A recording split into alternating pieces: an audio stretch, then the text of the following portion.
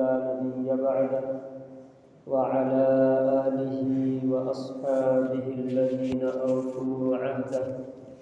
أما بعد فقد قال الله تبارك وتعالى في القرآن المجيد والفرقان الحميد: قد كانت لكم أسوة حسنة في إبراهيم والذين معه إذ قالوا لقومهم إنا براء منكم ومما تعبدون من دون الله كفرنا بكم وبدا بيننا وبينكم العداوة والبغضاء أبدا إلى يوم القيامة. صدق الله المولانا العظيم وصدقنا وبلغنا الرسول النبي المختار الكريم ونحن على ذلك ما قال ربنا لمن الشاهدين والشاكرين. بلغ العلا بكماله كشف الدجى بجماله حسنت جميع خصاله صلوا عليه وآله. आला हज़रत इमाम इश्क़ मोहब्बत कंजुल करामत जबलुल इस्तिक़ामत बरेली के ताजदार इमाम अहमद रज़ा खान क़द्दसल्लाहु सिर्रहुल अज़ीज़ इरशाद फरमाते हैं: अहले सुन्नत का है बेड़ा पार, अस्हाबे हुज़ूर नजम है और नाव है इतरत रसूलुल्लाह की। सबसे पहले हम सब मिलकर हमारे आका दो जहाँ के मौला मदनी ताजदार शफ़ीअ रोज़ शुमार महबूब परवरदिगार अहमद मुख्तार जनाब मोहम्मद मुस्तफ़ा सल्लल्लाहु तआला अलैहि वसल्लम के पाक बारगाह में अक़ीदत व मोहब्बत के साथ दुरूद व सलाम का नजराना पेश फरमाया। अल्लाहुम्मा सल्लि अला सय्यिदिना व अला आलि सय्यिदिना सल्लल्लाहु अलैहि सलातो व सलाम अलैका या सलातो व सलामुन अलैका या रसूलल्लाह सल्लल्लाहु तआला अलैहि वसल्लम। जो हजरत पीछे बैठे हैं ज़रा सामने के सब पूरा करें तो अच्छा देखने में अच्छा दिखता है, और थोड़ा तकलीफ मशक्क़त उठाएं, टेक लगाकर बैठने से गफलत तारी हो जाती है। और बहुत से लोग तो मसला मालूम नहीं, टेक लगाकर सो रहे और जब नींद आ जाती है तो वज़ू टूट जाता है। हफ्ते में एक दिन जुमा की नमाज़ पढ़ते हैं, बगैर वज़ू के नमाज़ पढ़ लेते हैं। बताइए नमाज कबूल होगी बगैर वज़ू के? टेक लगाकर अगर नींद आ जाए वज़ू टूट गई, वज़ू का मसला है। तो इसलिए एक दिन आप एहतमाम के साथ बयान सुने और अमल की नियत करें। अल्लाह ताला रोज़ाना अगर हफ्ते में एक जुम्मा आपको बयान सुनने को मिल रहा है, मुकम्मल बयान, आप साल भर एहतमाम के साथ जुम्मा का बयान सुने, उलमाए अहले सुन्नत के बयानात सुने, तो इंशाअल्लाह दीनी हर मसाइल आपको मालूम होगा। और इबादत के लिए इल्म शर्त है कि बे इल्म नतवा खुदा रा शिनाख्त, बगैर इल्म खुदा को नहीं पहचान सकते। बाज़ बड़े बड़े बाबा 10-10 अंगूठियाँ पहने हुए, कलर के लिबास पहने हुए लोग पे बहुत इनको खुदा की मारिफत का बहुत आला दर्जा पर फाइज है। बिल्कुल नहीं, बिल्कुल झूठी बात है। जब जिसको उर्दू नहीं आता, अरबी नाज़रा नहीं पढ़े, अलिफ खड़ा हुआ है लेटा हुआ है मालूम नहीं, खुदा की मारिफत क्या सीखेगा वो? शेख सादी शिराजी रहमतुल्लाहि अलैहि फरमाते हैं कि बे इल्म नतवा खुदा रा शिनाख्त, बे इल्म नहीं पहचान सकता अल्लाह को। अल्लाह के जितने औलिया अल्लाह हैं, जितने वली हैं, अगरचे वो कोई मदरसा में पढ़े नहीं, अल्लाह ताला वली बनाने से पहले इल्म देकर वली बनाता है। जाहिल रखकर अल्लाह वली नहीं बनाता, क्योंकि अल्लाह ताला इल्म अल्लाह की सिफात है। इल्म क्या है? अल्लाह की सिफात है।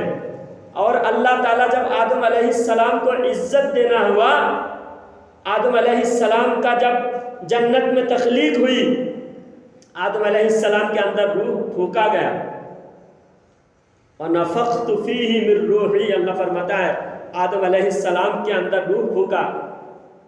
तो आदम अलैहिस्सलाम के अंदर हरकत पैदा हुआ। आदम अलैहिस्सलाम सबसे पहले छींका, छींक कर फरमाया अल्हम्दुलिल्लाह। खुदा की मारिफत अल्लाह ताला ने अता कर दिया, पढ़कर अता नहीं हुई। अल्लाह ताला ने कुदरत से डाल दिया आदम अलैहिस्सलाम के अंदर इल्म कि छींकने से क्या बोलना चाहिए। सबसे पहले रूह अंदर आते ही सबसे पहले छींक आई, और छींकते ही आदम अलैहिस्सलाम ने क्या कहा? अल्हम्दुलिल्लाह। और फरिश्तों ने जवाब दिया यरहमुकल्लाह। छींकने का क्या है? छींक कर क्या बोलना चाहिए? अल्हम्दुलिल्लाह। जवाब में क्या बोलना चाहिए सुनने वाले? यरहमुकल्लाह। तो ये इल्म आदम अलैहिस्सलाम को कहाँ से आ गई? फरिश्तों ने भी नहीं सिखाया, और अभी बोलने की नौबत भी नहीं आई। तो अल्लाह ताला सिफात डाल दिया आदम अलैहिस्सलाम के अंदर, इल्म की सिफात। और इतना इल्म है आदम अलैहिस्सलाम को, अल्लाह फरमाता है वअल्लमा आदम अल अस्माअ कुल्लहा। आदम अलैहिस्सलाम को अल्लाह ताला ने हर चीज का इस्म, इल्म मुसम्मात, तमाम चीजों के नाम का अल्लाह ताला ने इल्म अता फरमाया। अल्लमा आदम अल अस्माअ कुल्लहा। हर चीज, जिसको चीज कहेंगे आप, जो उस दौर में बनी नहीं थी, अब आपके सामने आया, ये चीज है। अल्लाह फरमाए हर चीज। हर चीज से क्या मुराद है? क़यामत तक जितनी चीजें इजादात होंगे, समझ लो मोबाइल। 50 साल पहले के आदमी को मोबाइल के बारे में पता था? 50 से 30 साल पहले भी हमको पता नहीं था। जब प्राइमरी स्कूल में पढ़ रहा था तो मास्टर ने एक दिन कहा कि ऐसा एक मशीन पैदा होने वाला है कि यहाँ से अमेरिका में देखकर लोग बात करेंगे, देखेंगे भी। मास्टर ने कहा था, मुझे याद है,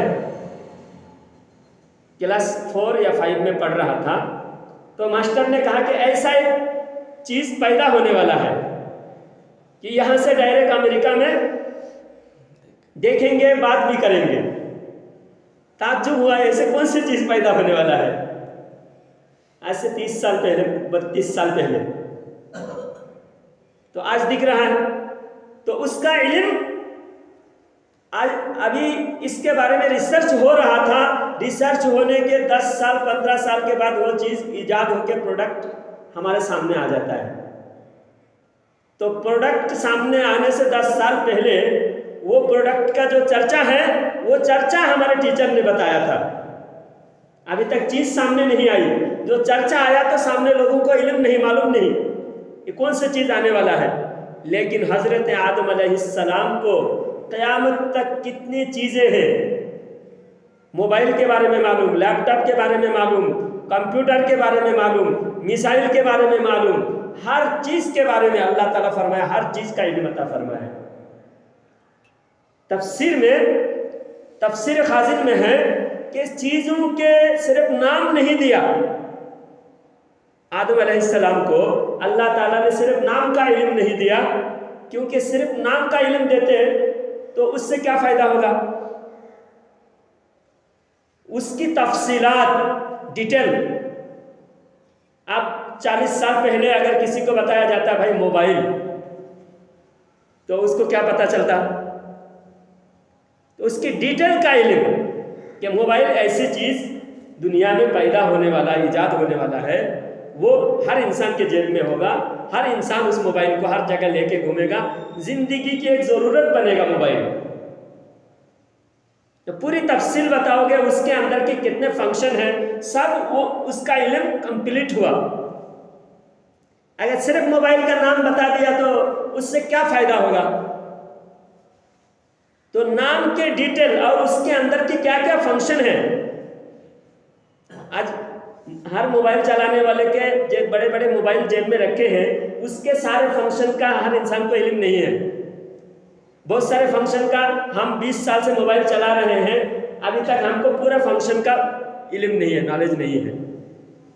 लेकिन उसके अंदर की सारी फवाइद, उसके सारे फंक्शन, उसके चलाने के सारे तरतीब, यानी दुनिया में जितने चीज़ है, हर चीज़ की तफसीलात, हर चीज़ की डिटेल अल्लाह ताला ने हमारे बाप को पैदा करते ही उनको दे दिया। कुरान में अल्लाह फरमाता है। आज कहते हैं नबी को ये मालूम नहीं, वो मालूम नहीं, कितने बड़े नादान हैं वो। आदम अलैहिस्सलाम मुक्तदी है, हमारे आका क्या है? इमाम है।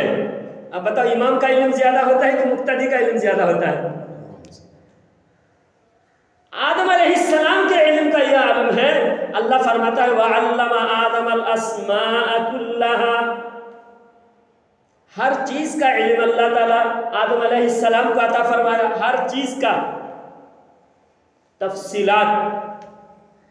अब तफसीलात में आदम के इल्म और हमारे आका सल्लल्लाहु अलैहि वसल्लम के इल्म में फ़र्क है कि आदम अलैहिस्सलाम को जितनी तफसीलात अता फरमाया, उससे कई गुना ज़्यादा और बड़े तफसील के साथ, डिटेल के साथ हुजूर सल्लल्लाहु अलैहि वसल्लम को इल्म मुशाहिदा, हर चीज़, हर ज़र्रा ज़र्रा आका करीम सल्लल्लाहु अलैहि वसल्लम के सामने हर चीज़ को मुनकशिफ कर दिया गया है। मेराज में जब सरकार सल्लल्लाहु अलैहि वसल्लम कुर्बे खास में पहुँचे, परवरदिगार से इतने करीब हुए, इतने करीब, अर्श मुअल्ला में कुर्सी पर परवरदिगार से इतने करीब पहुँचे। कुरान फरमाता है सुम्मा दना फतदल्ला फकाना क़ाब क़ौसैनि औ अदना, इतने करीब हुए कि एक बालिश या उससे भी कम का फासिला रहा। परवरदिगार रब्बे जुल जलाल के इतने कुर्बे खास में पहुंचे। परवरदिगार ने तब पूछा, फरिश्तों की बहस चल रही थी, फरिश्तों की अंजुमन में फरिश्ते बहस कर रहे थे, इल्मी बहस। आजकल की ये जाहिलों की एक बहस के बजाय गाली गलौज, बदतमीजी और बहस को नफरत में बदल जाता है, दुश्मनी में बदल, ऐसा नहीं।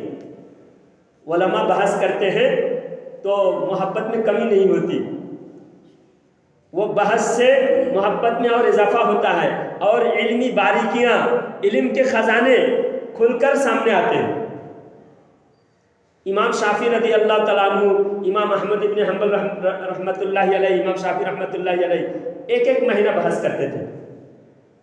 एक चैप्टर बहस करने में 1 महीना 2 महीना गुजर जाते, कोई झगड़ा नहीं होता था, क्योंकि हक मानने वाले दोनों हैं। तो बहस फरिश्तों के दरमियान जब बहस हो रही थी तो कुर्बे खास में आका करीम सल्लल्लाहु अलैहि वसल्लम को अल्लाह ताला ने पूछा कि फरिश्ते किस बात में बहस कर रहे हैं, बहस मुबाहसा किस टॉपिक पे चल रहा है। तो सरकार सल्लल्लाहु अलैहि वसल्लम ने फरमाया कि मुझे मालूम नहीं या रब्बुल आलमीन, मेरे पास इल्म नहीं। तो अल्लाह ताला ने दस्ते शफ़क़त, अल्लाह की कुदरती हाथ सरकार सल्लल्लाहु अलैहि वसल्लम के कंधे पर रखा, दोनों शाने के बीच में रखा। जब दोनों शानों के बीच में रखा, सरकार सल्लल्लाहु अलैहि वसल्लम इरशाद फरमाते हैं कि जब खुदा के कुदरती हाथ मेरे शाने पर रखा गया, उसकी ठंडी सीने तक, कल्ब तक महसूस हुई, जिस्म के हर जर्रा जर्रा में महसूस होने लगी, और मैंने कायनात के हर जर्रा जर्रा मुशाहिदा कर लिया। अल्लाह ताला ने नबी के सामने कर दिया। अब नबी को हर चीज़ का इल्म आ गया। अब इल्म आने के बाद नबी की इल्मी और ईमानी हर वक्त तरक्की होते रहती है। नबी के इल्म कम नहीं होता। ऐसा हम मौलवी बने, जितने चीज़ें मदरसे में पढ़े थे बहुत सारी चीज़ें भूल गए। अभी भी अगर 2-4 जुमा तकरीर करना छोड़ दे, 2-4 महीना बयान करना छोड़ दे, जितने इल्म है, जितनी मालूमात है, उसके आधे से भी कम हो जाएंगे। कि हम भूल जाते हैं, हमारा इल्म कम होता है। नबियों का इल्म कम नहीं होता, रोज नबी के इल्म में इजाफा होता है, बढ़ता है। नबियों के ईमान, नबियों के इल्म कभी घटता नहीं। हमारा इल्म, हमारा ईमान घटता है, बढ़ता भी है। हम कोशिश करें तो बढ़ते रहता है। कोशिश करना छोड़ दे, मेहनत करना छोड़ दे, हमारा ईमान भी घटता है, हमारा इल्म भी घटता है। तो मेराज, मक्की जिंदगी में मेराज हुई, और मेराज में अल्लाह ताला ने हर चीज का इल्म अता फरमाया। मेराज होने के बाद सरकार सल्लल्लाहु अलैहि वसल्लम की और 13 साल जिंदगी मदीना शरीफ के। कुरान उस वक्त मुकम्मल नहीं उतरे थे। उस वक्त अल्लाह ताला ने इतना इल्म अता फरमाया, कायनात की हर जर्रा जर्रा इल्म अता फरमाया। और कुरान में अल्लाह ताला ऐलान फरमाता है, वअल्लमका मा लम तकुन तअलम व कान फज़लुल्लाहि अलैका अज़ीमा। ऐ नबी सल्लल्लाहु अलैहि वसल्लम, आपको हमने वो सिखा दिया जो आप नहीं जानते थे, जो नहीं जानते थे। अब बदअकीदा कहते हैं ये नहीं जानते थे, वो नहीं जानते थे, ये नहीं जानते थे। उन्होंने एक लिस्ट बनाई, बहुत सारे किताबों से वाक़या निकाल के नबी को मालूम होता तो ये क्यों हुआ। यानी नबी में कमी ढूंढने में इनको मजा आता है। हमारा और ये ऊंचे पाजामा वाले बदअकीदों का इख्तिलाफ यही है कि हम नबी के इल्म मानने में हमको अच्छा लगता है, नबी की शान बढ़ता हुआ देखकर हमें अच्छा लगता है, और उनको नबी की शान घटता हुआ देखकर अच्छा लगता है। अब बताओ, नबी के वफादार कौन है, नबी के दुश्मन कौन है? तो ये लिस्ट बनाए इन लोगों ने। नबी को अगर हर चीज मालूम होता तो इससे ऐसा क्यों हुआ। नबी ने कुछ सहाबी को भेजा, वो सहाबी जाकर शहीद हुए, तो नबी को मालूम होता तो भेजते क्यों। अरे नादान, नबी को मालूम था कि ये शहादत का रुतबा पर फाइज होने वाले हैं। अल्लाह का यही फैसला है, अल्लाह का यही फैसला है। अब ये जाएंगे तो शहीद होकर इनका मर्तबा बुलंद होगा, दीन और इस्लाम के खातिर राह खुदा में कुर्बान होंगे। अल्लाह का यही फैसला है। इससे नबी के इल्म न होना साबित नहीं होता, कुरान से साबित हो रहा है। नबी को हर चीज का इल्म दिया। आज की हम नई बात नहीं कर रहे हैं, जब ये पैदा नहीं हुए थे, इनके बाप दादा भी पैदा नहीं हुए थे, 1000 साल 1200 साल पहले की जो कुरान की तफसीर है, कुरान की तफासिर जितने पुराने तफसीर हैं अरबी में, उन तमाम तफसीरों में वअल्लमका मा लम तकुन तअलम, इस आयत की तफसीर में लिखे हैं मा काना व मा यकुन। दुनिया में जो कुछ हुआ है, जो कुछ होने वाला है, जो हुआ है और जो होने वाला है, सब चीज अल्लाह ताला ने नबी को इल्म अता फरमाया। तो नबी को अल्लाह ताला ने हर जर्रा जर्रा का इल्म दिया, और अल्लाह के नबी को अल्लाह ताला इल्म छीन लेता नहीं, इल्म को घटाता नहीं। अल्लाह कुरान में फरमाता है वलल आखिरतु खैरुल लका मिनल ऊला। ऐ मेरे महबूब सल्लल्लाहु अलैहि वसल्लम, आपकी हर आने वाली घड़ी पिछली घड़ी से बेहतर होगा। क्या फरमाया? हर आने वाली घड़ी क़यामत तक आज भी आका के इल्म में इजाफा ही हो रहा है, आका की शान में तरक्की ही हो रहा है। और नबी की शान को जो भी घटाता है, नबी की शान को कम करता है, यहाँ तक के नबी की शान को कम, जो दुरूद शरीफ में अल्लाहुम्मा सल्ली अला सय्यिदिना मौलाना मुहम्मदिन, ज़रा लंबी है, बद मज़हबों ने उस दरूद पाक को कम करने के लिए कम करके सात लाम आइन मीम सल्लल्लाहु अलैहि वसल्लम को सात लाम आइन मीम बनाकर, जो उर्दू पढ़ते हैं वो उनको पता है, सल्लल्लाहु अलैहि वसल्लम, सल्लल्लाहु का स्वाद, अल्लाह का लाम और अलैहि का आइन, वसल्लम का मीम। दुरूद को शॉर्ट करके सल्ला आम लिखते हैं मौलवी लोग, बदअकीदा अहले सुन्नत नहीं। इमाम जलालुद्दीन सुयूती रहमतुल्लाहि अलैहि ने फरमाया, सबसे पहले जिस शख्स ने ये इजाद किया, नबी के दुरूद को शॉर्ट करके जिसने लिखा, वो चोरी के जुर्म में हाथ काटा गया उसका, दोनों हाथ उसको चोरी के जुर्म में काटा गया। दुनिया के पैसा चोरी करने का चोर को हाथ काटते हैं, लेकिन इसने तो दुरूद शरीफ के अल्फाज को भी चुराया। बहुत बड़ा अल्लामा था, बहुत बड़ा मौलवी था, उसने सल्लल्लाहु अलैहि वसल्लम को शॉर्ट करके लिखने का तरीका सबसे पहले शुरू किया।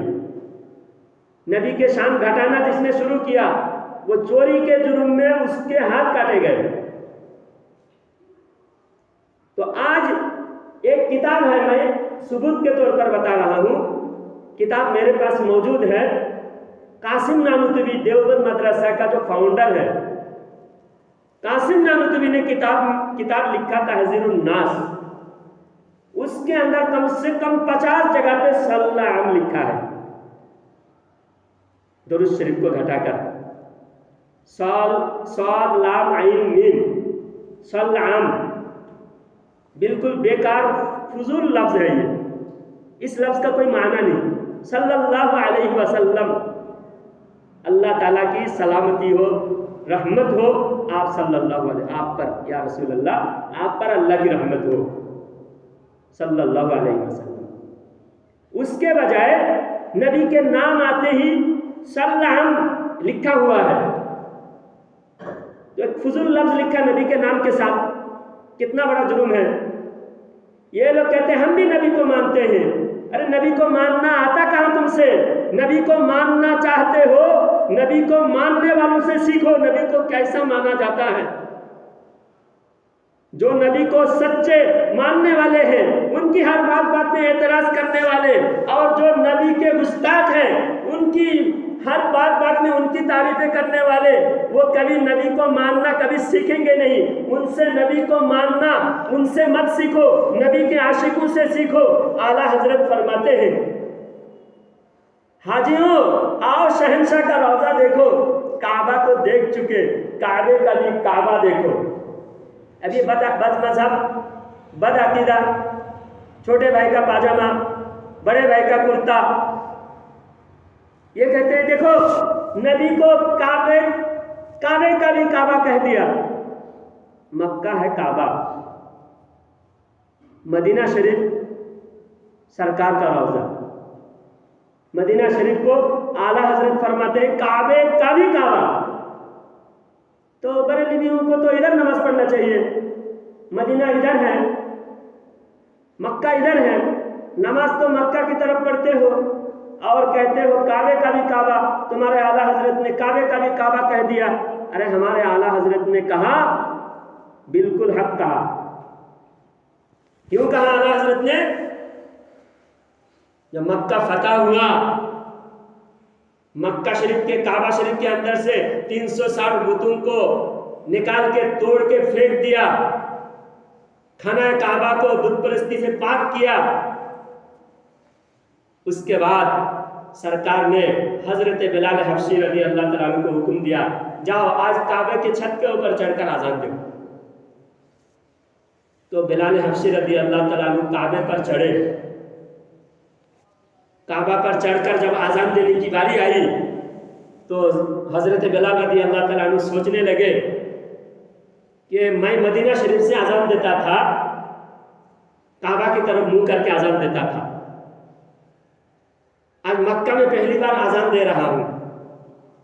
जब उधर से आज़ान देता था किस तरफ मुंह करके आज़ान देता था? काबा की तरफ मुंह करके आज़ान देता था। अब मैं काबा के ऊपर हूं, अब मुंह किधर करना? छत के ऊपर से सरकार से आवाज दिया। सरकार मस्जिद के खाना काबा के सामने सरकार सल्लल्लाहु अलैहि वसल्लम जलवा अफरोज थे और हजरत बिलाल काबा के छत से जब सरकार से पूछा या रसूलल्लाह आज किधर मुंह करके आज़ान दूं? तो सरकार ने फरमाया इधर मुंह करके आज़ान दूं। काबा में चढ़कर किधर मुंह करके आज़ान दिया जा रहा है? इसीलिए आला हज़रत ने फरमाया हाजियों आओ शहंशाह का रौजा देखो। काबा तो देख चुके, काबे का भी काबा देखो। गौर से सुनते रजा काबे से आती है सदा, गौर से सुनते रजा काबे से आती है सदा। मेरे आंखों से मेरे महबूब का रौजा देखो। और एक बात आका करीम सल्लल्लाहु अलैहि वसल्लम इरशाद फरमाते हैं, अल्लामा जलालुद्दीन सुयूती रहमतुल्लाहि अलैहि अल खसाइसुल कुबरा में ये हदीस बयान फरमाते हैं कि क़यामत के दिन काबा को भी उठाकर मदीना शरीफ में लाया जाएगा दीदार कराने के लिए।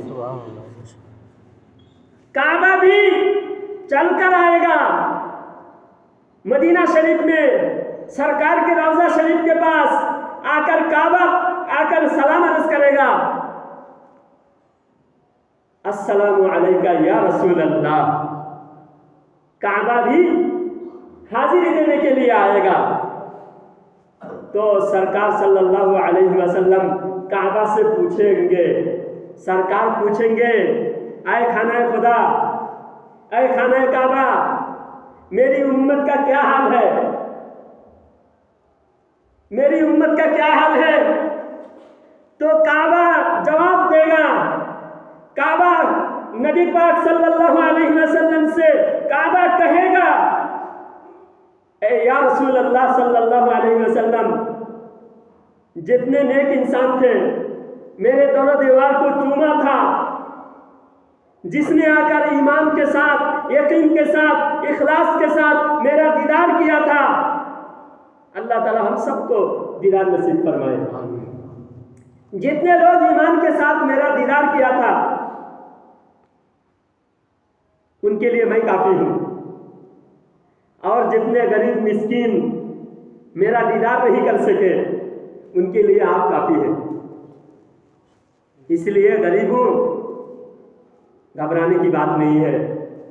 अगर हम अल्लाह ने नसीब किया काबा का दीदार हम कर सके तो भी हम खुश नसीब हैं।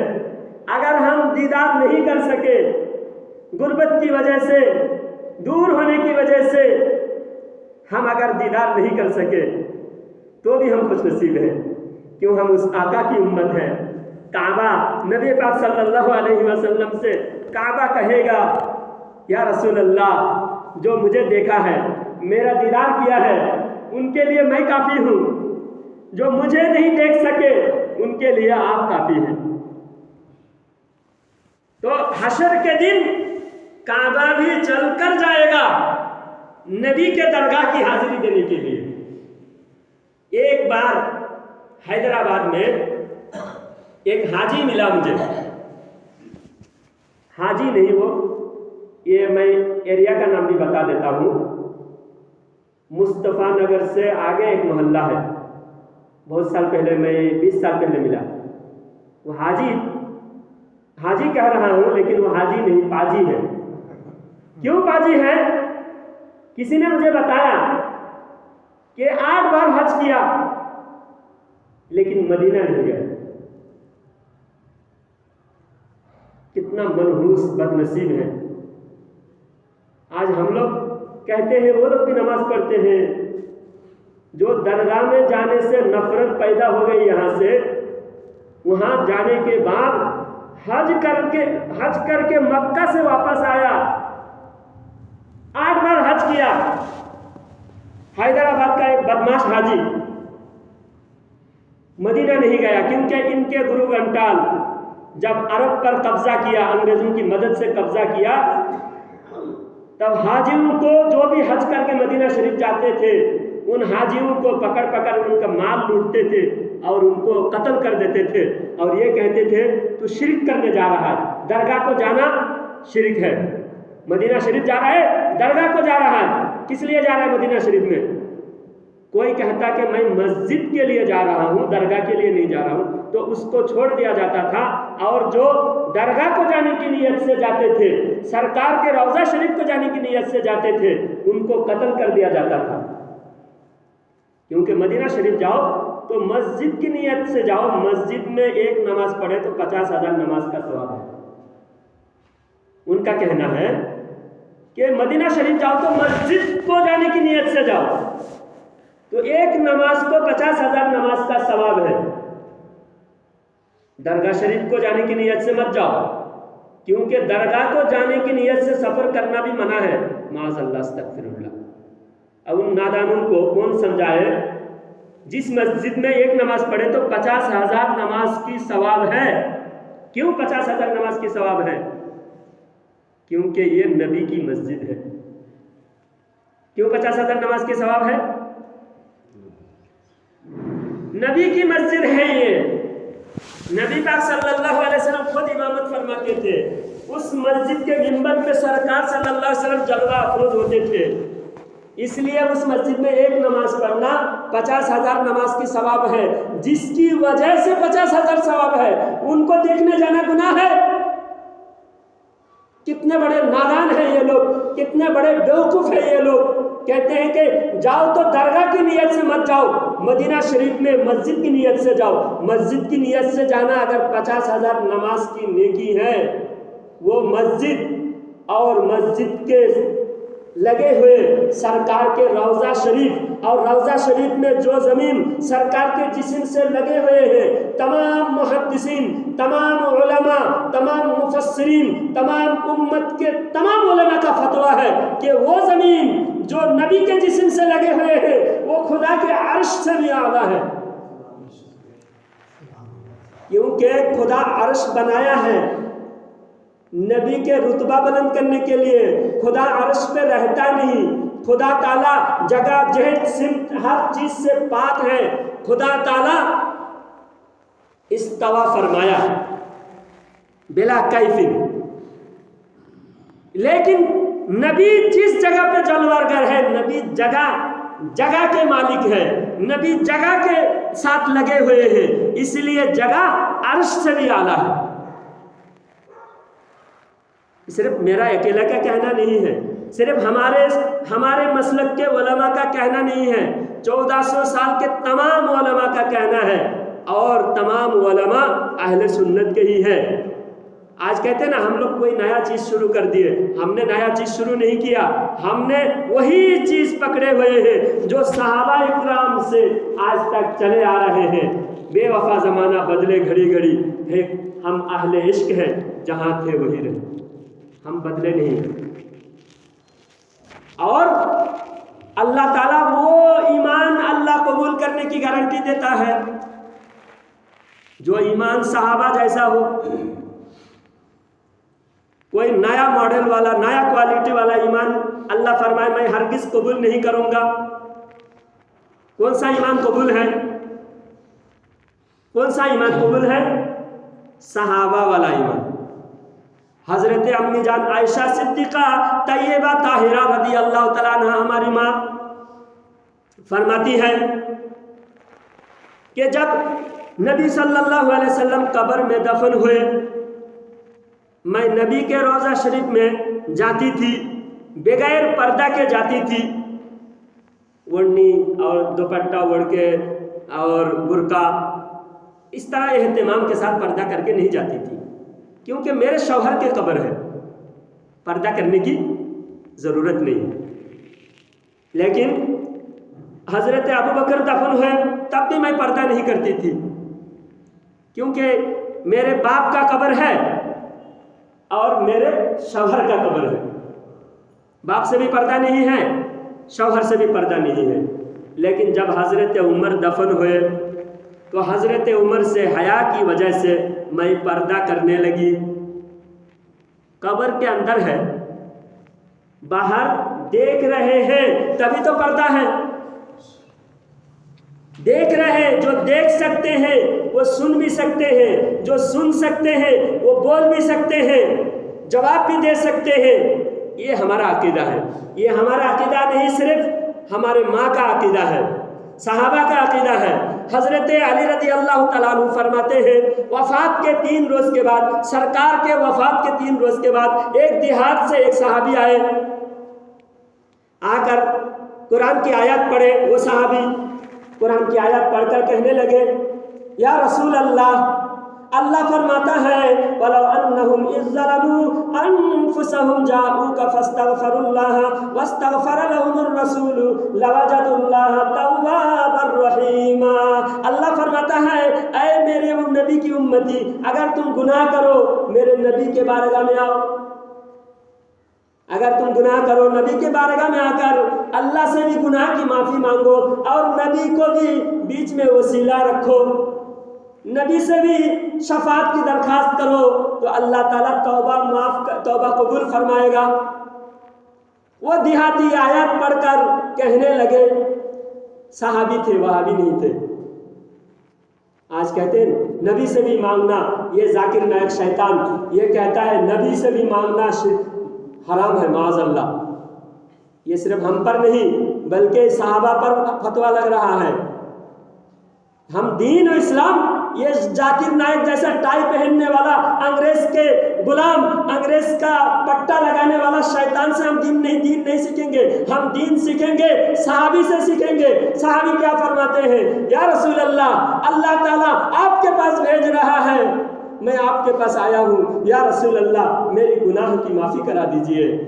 गायब से आवाज़ आई, कब्र शरीफ से आवाज़ आई और हज़रत अली रज़ी अल्लाह तआला अन्हु खुद सुने। कौन सुने हैं? हज़रत अली रज़ी अल्लाह तआला अन्हु फरमाते हैं, मैंने खुद अपने कानों से सुना, कब्र शरीफ से आवाज़ आई, ऐ मेरी उम्मती, अल्लाह तुझे माफ़ कर दिया। तो नबी से मांगना, नबी के रोज़ा शरीफ से मांगना, ये गुनाह नहीं, शिरक नहीं, हराम नहीं, बल्कि सहाबा का तरीका है। और अल्लाह फरमाता है सहाबा मेरे नबी के सहाबा की तरीका पर चलो, मेरे नबी के सहाबा जैसा ईमान लाओ। इसलिए ईमान में इधर उधर भटक कर ईमान बर्बाद मत करो मेरे भाई। हमारे बाप दादा ने जो ईमान दिया, जो दीन दिया, वो दीन पर कायम रहो। वो दीन पुराना और अहले सुन्नत का तरीका है। और हर वली का मसलक अहले सुन्नत है। ये वहाबी बाद में पैदा हुए, ये अंग्रेज के दौर में पैदा हुए और अंग्रेज से पैसा खाकर इन्होंने नबी की शान में गुस्ताखी की, इसलिए हम इनके खिलाफ हैं। इनकी 1-2 बातें नहीं, 300 किताबें गलत है इनकी।